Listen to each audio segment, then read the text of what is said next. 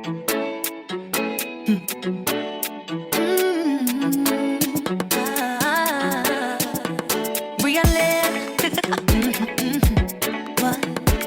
like coming home to this, yeah.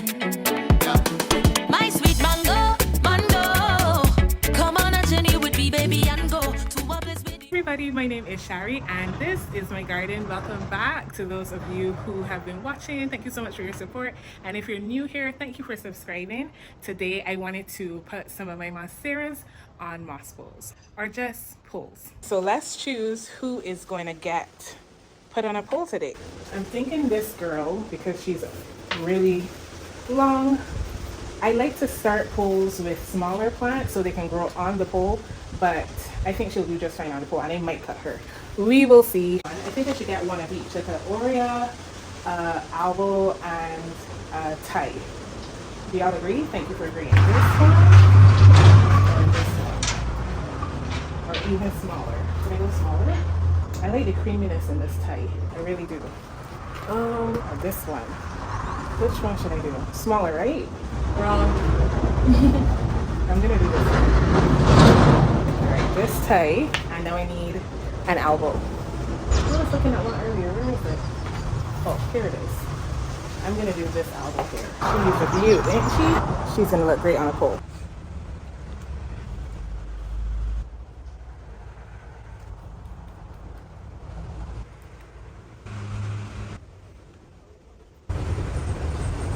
She's pushing out another leaf, but that's none of our business. I have to work with what I have.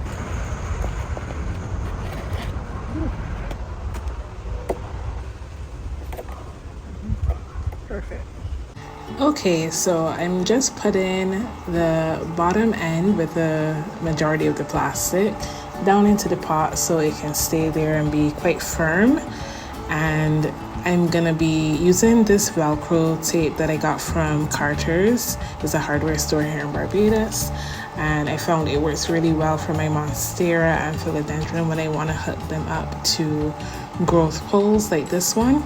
This growth pole is full of cocoa coir, that is coconut husk, and some soil as well from Nature Mix. Is another Barbadian brand. They sell the best potted mix in my opinion. I don't know why people buy the international imported version when they could literally get the best potted mix from Nature Mix. And yeah, I just made sure to hook the plant properly to that pole so that it can attach and grow into the pole as well as into the pot.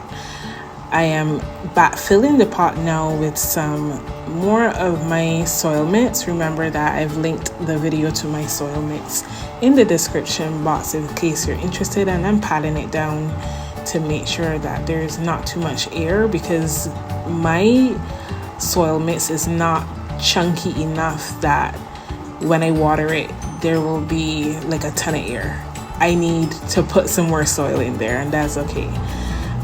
The reason why is because I obviously have a windy climate and a very hot climate, and I don't want it to dry out too fast.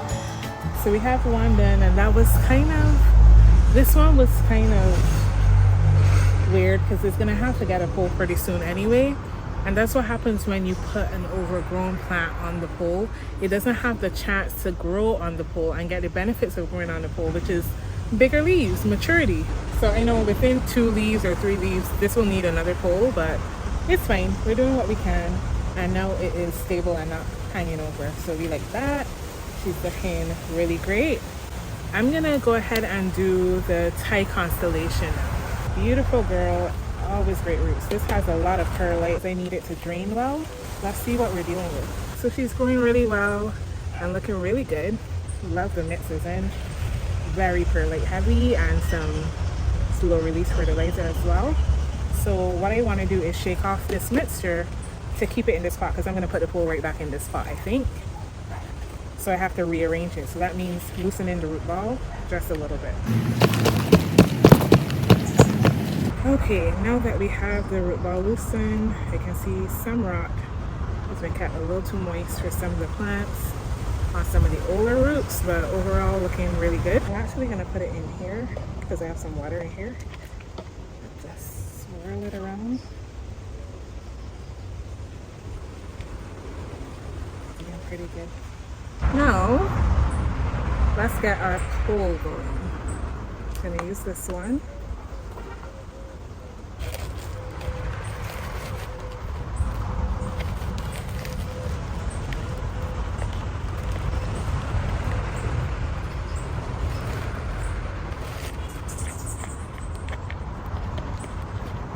Now, because this plant hasn't grown too much, it's not very big, it's not very tall, and also because Monstera type constellations take a different form than their Albo sisters. Albos have very wide internodal spaces, and you can see that here on this one. Between leaves is very long. You could propagate this really easily. Between 1, 2, 3, 4, 5 leaves here is very short. 1, 2, 3, 4, 5, super long. 1, 2, 3, 4, 5, very short. It is more of a bushing plant than a climber, but it obviously can climb, and that's why I'm putting it on the pole. I just want to grow this in a different way because all of my Thai constellations are growing as bushes. The point of having plants is really to experiment and to have fun. So I want different growing habits. I want different kinds of plants. I want to have fun. I want to experiment. I want to feel like I'm a little scientist. And this makes it much easier to deal with because it hasn't grown much. So any growth that does happen will be on the pole. And when the aerial roots latch on, it will really appreciate all the soil, the cocoa husk in here, and use those nutrients to grow bigger leaves. So I'm just filling in. I really don't need much, honestly, because I'm using the same pot, but the pole is taking up a lot of the pot space, which is great. So the root system will grow more into the pole than into the pot, and I'm fine with that. Less repotting for me. They make life easy for me too, so I'm definitely taking that opportunity, and not having to repot as often is definitely making life easier for me.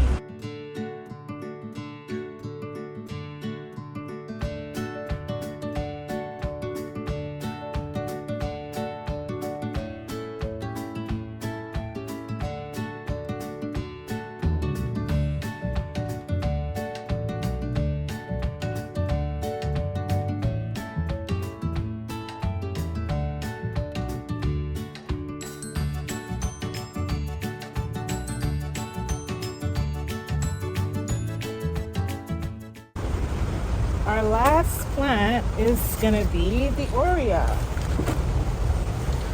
This is the last Monstera we're gonna put on the pole today. Good luck to her. Now, I'm making the decision right now, live and direct. Shall I chop it? And I think I shall.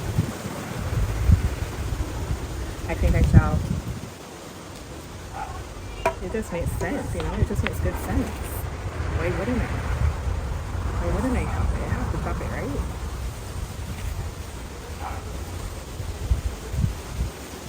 If I cut it here, this is where the new shoot will come from. If I chop it, I'm gonna cut it twice, and that's why I don't want to chop it. But I think I'm gonna have to just chop it. So here's my thought process. If I cut this plant, I'm gonna get a new leaf from the node. This is where the node is, okay? You can see that little eyelet, that's the node. However, I'm thinking I would like it to have one of these longer aerial roots. And if I were to cut here, I wouldn't have one of these roots to really sustain because it is pushing out a new leaf. I feel like it needs one of those roots, right? And I really like where that node is. I want the plant to make a plant from that node because it's so pretty. It's right where the variegation is. Love it. My other option is to cut below that, but I don't really like where this node is coming from. I'm playing the variegation game. I know exactly where this will grow if I cut it there. And I'm trying to make it grow from here. I think the variegation is going to be awesome if it comes from there. And I think it's going to be lame if it comes from over here. Because every leaf that has come from this side is fully green. So I'm not wrong. Like, my logic is very sound. Every single leaf that has come from this side, this part of the stem, like right here, where there is no green and there's no lighter green, just the darker green, has no variegation. Look at that. Or the variegation is really, really low, like this. The other side is like that. Okay, I know what I have to do. I can't put it on the pole today. But wouldn't putting this on the pole like solve all my issues? I think it would. I really think it would. So I think I know what I'm gonna do. I'm gonna cut it here, forcing it to grow out of the really variegated side, because that's where the knot is, right? I'll cut it right there. When I cut it here, it's gonna push out at least one growth from over here, the really variegated side. Then, once it has rooted in the pole, and it will, only then will I cut it to get the variegation I want. I think that's smart. All right, here we go.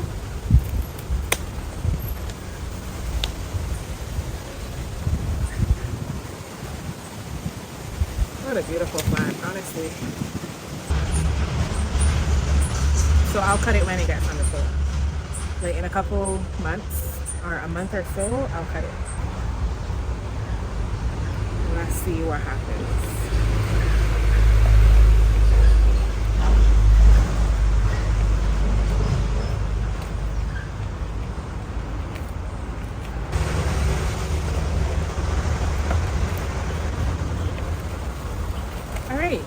So far so great. So I put the pole inside and the plant is also inside. I'm gonna try to stick some of these aerial roots into the pole so they'll root faster.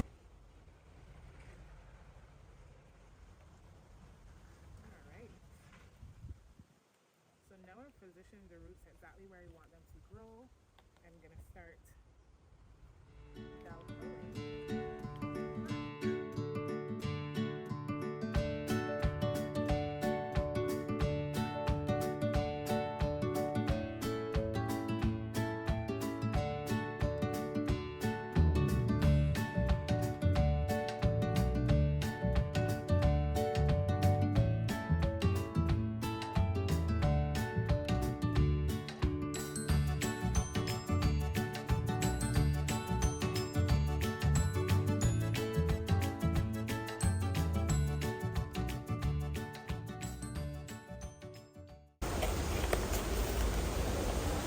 Easy peasy.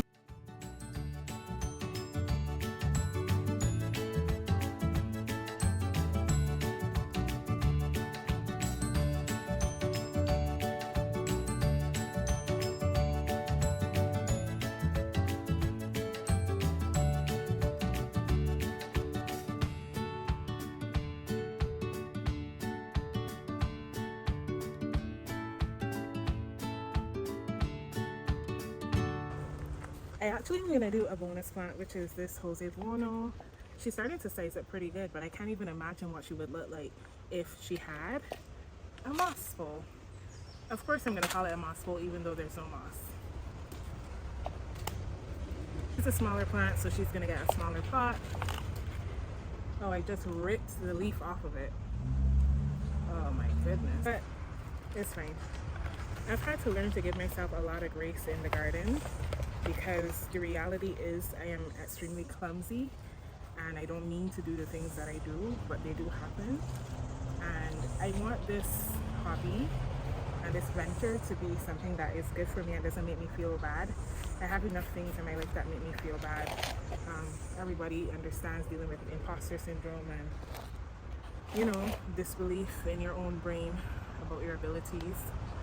And I don't need to be meaner to myself. Yes, I break a leaf every now and then. I'll rip something, a plant might fall. That's just life. That's just reality, and that's just my reality. And I'm probably not gonna change. That's how I am. And even though when I try to be careful, like for example, I'm moving this right now, so I'm trying to be careful, but who knows what could happen? You know, who knows what could happen? And I need to give myself the grace for those moments where the inevitable happens and an accident occurs. Alright guys, that is it for this video. I hope you enjoyed watching it as much as I enjoyed making it. I love experimenting with my plants and just getting my hands disgustingly dirty. If you did enjoy it, remember to give this video a like and comment below letting me know what kind of videos you want to see in the future. Thank you so much for tuning in, and whatever you do today, remember to cultivate joy. Bye.